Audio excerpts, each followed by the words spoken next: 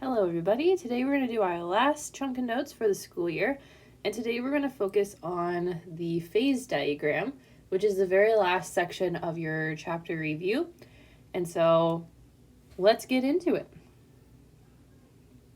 Okay, also make sure that you have your states of matter vapor pressure worksheet and boiling point worksheet ready to turn in. We can also go over it tomorrow when I get back. But if you have any questions, just shoot me an email and I will get back to you as soon as I can. Your test on, Wednesday. Your test on Wednesday. Here's kind of the general layout. There are going to be 6 gas law questions. Most of them you'll be able to use that PV over T equation, so the combined equation, to solve for them. Again, you're going to have all of them, so it's up to you which one you prefer. If you'd rather just break it down into the individual equation or just use this one and then whatever variable is not given to you, cross it off. Either way works. There will be one effusion question. There will also be the 4 variables used to describe a gas. So pressure, volume, temperature, and amount. We'll also have you have to label a phase diagram, which we'll talk about today. And then a bonus. It's about 34 points-ish. It might change. But for now, planning 34 points, nothing crazy. A nice way to kind of go into towards finals. Okay, so what is a phase diagram? It shows the condition of temperature and pressure that are necessary for a substance to exist as a solid, a liquid, and a gas. So we've been talking about these different phase changes in different states of matter. And so this diagram shows us at what temperature we can then start switching from these different states of matter to other ones. So here is the general layout of a phase diagram. On the bottom of the graph, we always have temperature in Celsius, and then we'll have our pressure measured in kPa. It gives us this kind of swoop up every single time with a little branch going off. So this is the phase diagram of water. We stick to generally the phase diagram of water because that's the substance we're most common with or know the most, but we'll also talk about with other substances as well. Water is an interesting one because of the way that the solid is less dense than the liquid, which is opposite for pretty much every other substance we deal with.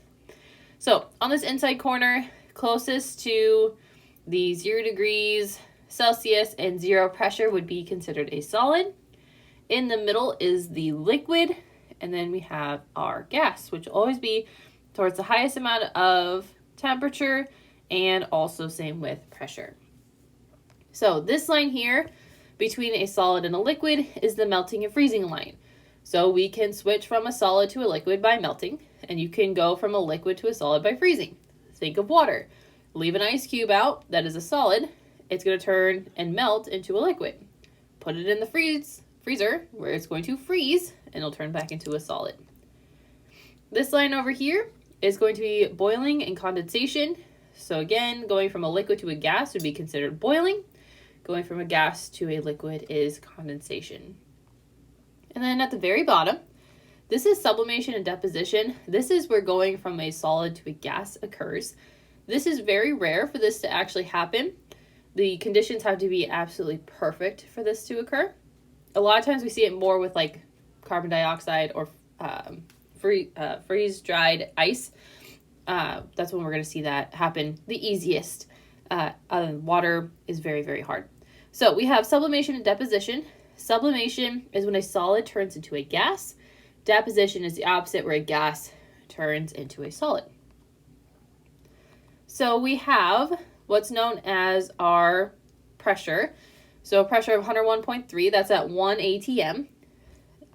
And then we also have our 2 melting points here. We have our normal melting point, which is at 0 degrees Celsius, and then we have our normal boiling point, which would be 100 degrees Celsius. And if you remember correctly, what we talked about on Friday, it has to be at 1 atm or at sea level. So that's why it's at 101.3 kPa.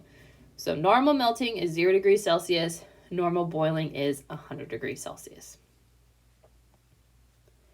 And then this little dot right in the middle, where we see each state of matter appear, is known as our triple point. Again, it's a triple point because this is where we are actually able to observe all 3 states of matter at one given point. It's a very specific temperature and a very specific pressure. It's very, very hard to actually witness the triple point occurring without going either too far in either direction and switching from one state to another completely. So the triple point has to have perfect conditions to be able to actually witness it. So the triple point is a condition of temperature and pressure at which all three states of matter are at equilibrium with each other. So what equilibrium means is that they're all balanced. Everything's equal between them. So that's where we're going to see the solid, liquid, gas exist simultaneously at the exact same time. We'll see all of this occurring, and it's a super interesting way to see it. So here is kind of a picture of where triple point is occurring with water. We can see we have liquid water down at the bottom of the bowl. We have a solid sheet of ice on top, and then we'll have water vapor on top. And so we can actually see it switch between those three states the entire time it's in that bulb. So here is a video that shows the triple point of water.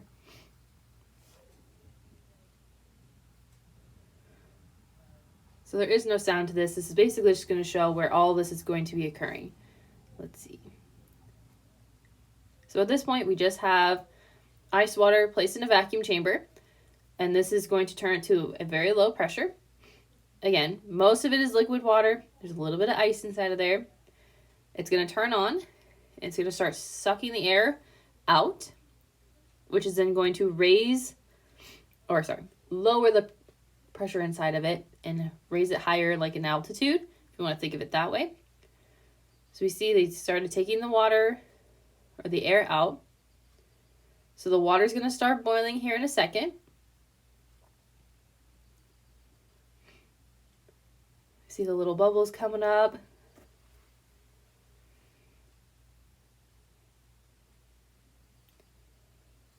So we can still see there's still ice. There is liquid water, but we're also seeing it boil. So that means we're changing from a liquid to a gas. So the water is now at triple point. You can almost see there's like a layer over the top of it. That's because it's basically almost frozen on top, but it's still boiling because there's liquid water on the bottom. And then it's also going to start melting and turn back into a liquid. So it's kind of continuing in this cycle, and it's still going on. So that is what triple point is. We're seeing all states of matter happening all at the exact same time, and we're seeing that melting and freezing and condensation and boiling and sublimation and deposition occurring all at one point.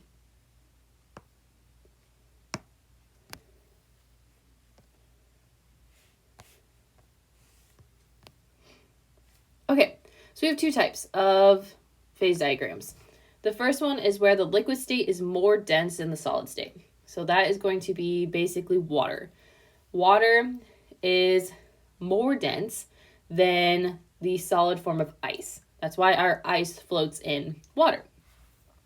Most other substances are going to follow the other phase diagram, where the solid state is going to be more dense than the liquid. So basically any other substance we deal with, that solid state is going to fall down to the bottom of the liquid because it's more dense. So if the solid/liquid line, so again, that's that line right here in the middle, slants to the left, the liquid state is more dense than the solid state. So the liquid region is going to become larger. So that line kind of folds in towards the solid state, towards that pressure line.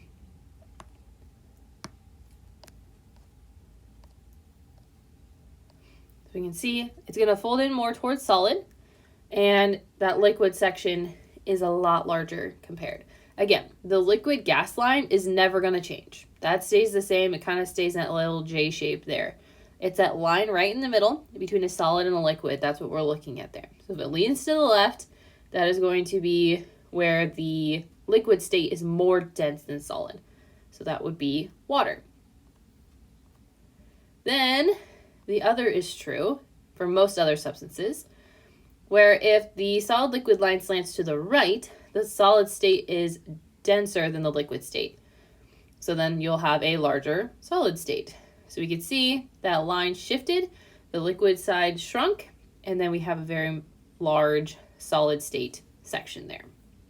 And again, most other substances are going to fall in here except for water. Water will be the other phase diagram. Okay, super short and easy, nothing too crazy. So phase diagram worksheet is due tomorrow, so not Tuesday.